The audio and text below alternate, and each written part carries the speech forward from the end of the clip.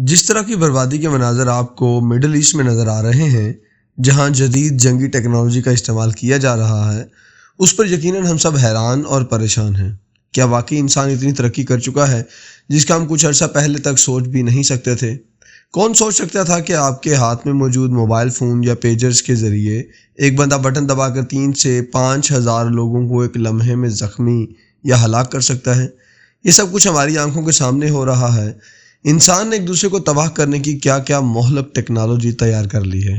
اسرائیل نے جس طرح لبنان میں پیجرز کے ذریعے حزب اللہ کے فائٹرز کو ٹارگٹ کیا اور دہشت پھیلائی ہے، ایسی مثال اگر آپ کو حالیہ انسانی تاریخ میں تلاش کرنی ہو تو مجھے ہندوستان میں مغل سلطنت کی بنیاد رکھنے والے ظہیر الدین بابر یاد آتے ہیں، جو پانی پت کے مقام پر 12,000 جنگجوؤں کے ساتھ کھڑے دلی سلطنت کے ابراہیم شاہ لودھی کا انتظار کر رہے تھے، جو 1.25 لاکھ سے 1.5 لاکھ فوج لے کر آ رہے تھے۔ گھڑ سواروں کے علاوہ 1000 ہاتھیوں کی الگ فوج تھی، جو اس دور کے جنگی ٹینک سمجھے جاتے تھے۔ ہاتھیوں کی فوج کو شراب کے مٹکے پلا کر نیزے کی نوک اس کی پشت میں گھونپ کر دشمن کی فوج کی طرف ہانک دینا ہی دشمن کی بربادی ہوتی تھی۔ بقیہ کام بدمست ہاتھی کرتے اور پھر پیدل فوج جا کر دشمن کا سر کاٹ کر لاتی تھی۔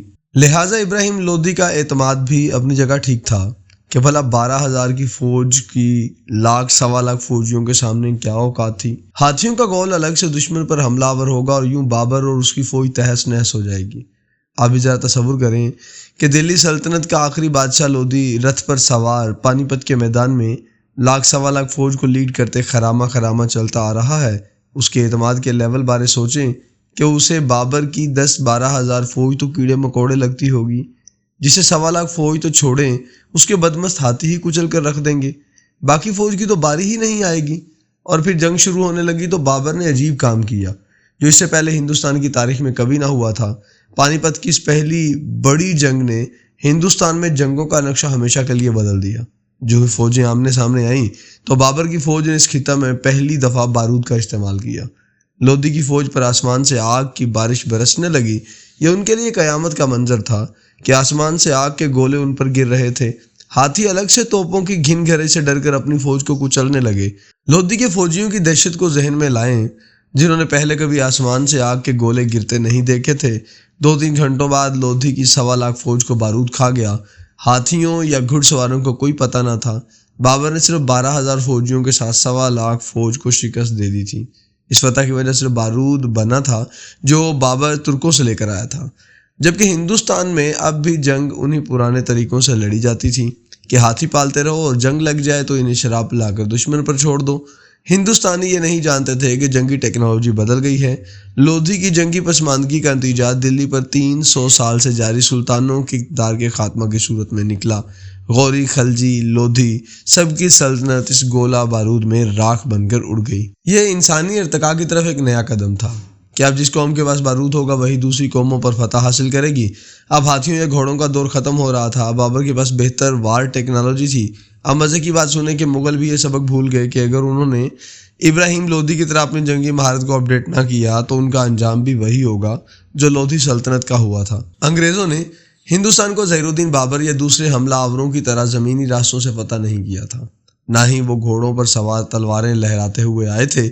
ان کے نزدیک اب دوسری قوموں کو فتح کرنے کا ہتھیار زمین نہیں سمندر تھا۔ انہوں نے بحری جہازوں کے ذریعے دنیا کو فتح کرنے کی ٹیکنالوجی ایجاد کی اور 7 سمندر پار سے کشتیوں یا چھوٹے بحری جہازوں پر سوار ہو کر تجارت کی آڑ میں بنگال کے ساحلوں پر اترے اور ایک دن پورے ہندوستان پر قبضہ کر لیا۔ جب ایسٹ انڈیا کمپنی کو پتہ چلا کہ مغل حکمران زوال پذیر ہو رہے ہیں، بنگال اور دیگر علاقوں کے جاگیردار نواب آپس میں جنگوں اور عیاشی میں غرق ہیں، لا اینڈ آرڈر کی صورتحال بدترین ہے، تو انہوں نے اپنی جدید فوج اور اسلحہ کے ساتھ ایک ایک کر کے ان علاقوں پر قبضہ کرنا شروع کر دیا۔ اور پھر فلک نے وہ دن بھی دیکھا کہ بابر کی نسلیں دلی کے شاہی قلعے میں قید انگریزوں کی دی گئی پینشن کا انتظار کرتی تھیں تاکہ محل کا خرچہ چلا سکیں، اور مغل بادشاہ انگریز سرکار کو عرضی لکھ رہا تھا کہ مشاہرہ بڑھا دیں، مہنگائی بڑھ گئی ہے اور ماہانہ خرچہ پورا نہیں ہوتا۔ جیسے لودھی بادشاہ بھول گیا تھا کہ سلطنت کو بیرونی حملوں آوروں سے بچانا ہے تو جدید جنگی ٹیکنالوجی سے خود کو تیار رکھنا چاہیے، ایسے ہی بابر کی نسلیں بھی بھول گئیں کہ دنیا بدل گئی ہے۔ اب گولہ بارود کا دور ختم ہو رہا تھا، نئی ٹیکنالوجی اب سمندر تھا۔ جو سمندر کا استعمال جانتا ہوگا وہی دنیا پر راج کرے گا۔ اور پھر بڑی تیزی سے سمندری فتوحات بھی چھوٹی پڑنے لگیں۔ ہوائی سکندر ٹھہرا جس کی آسمانوں پر برتری ہوگی، اور یوں جنگی جہاز وجود میں آئے، لیکن جنگی جہازوں کے ساتھ ٹینک بھی بڑا ہتھیار بن کر ابھرے۔ ابھی کچھ عرصہ مختلف قومیں سمندروں، فضاؤں اور زمین پر برتری حاصل کر رہی تھی کہ جنگوں میں میزائل متعارف ہوئے۔ اب آپ کو دشمن ملک کے اندر فوجی اور سویلین ٹھکانوں تک تباہی پھیلانے کے لیے زمینی یا فضائی برتری کی ضرورت بھی نہیں رہی تھی، نہ ہی جانی نقصان کا خطرہ۔ اب سیدھا میزائل ماریں اور دشمن کو تباہ کر دیں۔ میزائلوں کے اندر چھوٹے موٹے ایٹم بم بھی نصب کر دیں۔ ایٹم بم ایک اور خوفناک ایجاد تھی جس کے پیچھے ساری قومیں لگ گئیں۔ پھر ہائیڈروجن بم، کلسٹر اور نئے نئے خطرناک بم ایجاد ہوتے رہے جو انسانوں کی تباہی میں کام آتے رہے۔ انسان ایک دوسرے کو قتل کر کے مطمئن اور خوش ہوتے رہے۔ پھر کویت پر عراقی حملے کے بعد امریکی فوج نے جنگ کو نیا رخ دے دیا۔ جب فضائی حملوں سے ایک فوجی زمین پر اتارے بغیر بغداد کی تباہی پھیر دی گئی، پہلی دفعہ یہ جنگ براہ راست ٹی وی پر دکھائی گئی۔ اربوں انسانوں نے اپنے گھروں میں بیٹھ کر لائیو دیکھا کہ کیسے ایک قسم کے انسان نے دوسری قسم کے انسانوں کو لمحوں میں راکھ میں بدل دیا۔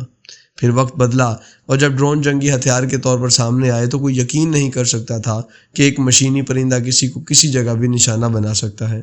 اب ٹینک، میزائل اور جہازوں کی ضرورت نہیں رہی تھی، زمینی افواج کی تو بات ہی نہ کریں۔ کبھی انسان ڈنڈوں، سوٹوں اور تلواروں سے جنگیں لڑتے تھے، پھر گھڑ سوار تیار ہوئے، یونانیوں نے کشتیوں کے ذریعے ٹرائے پر حملہ کیا، پھر خندقیں بھی جنگی ہتھیار بنی، قلعے بنے، منجنیقیں ایجاد ہوئیں تاکہ پتھروں کی بارش سے قلعوں کی دیواروں میں شگاف ڈال کر اندر داخل ہوا جائے، پھر پیدل فوجیں دنیا کے ایک کونے سے دوسرے تک اپنے جیسے انسانوں کا لہو بہاتی رہیں اور آج تک بہا رہی ہیں، اور آج پیجر فون کے ذریعے پلک جھپکنے میں اب پوری دنیا اڑا دیں۔ بدلے صرف جنگی ہتھیار ہیں۔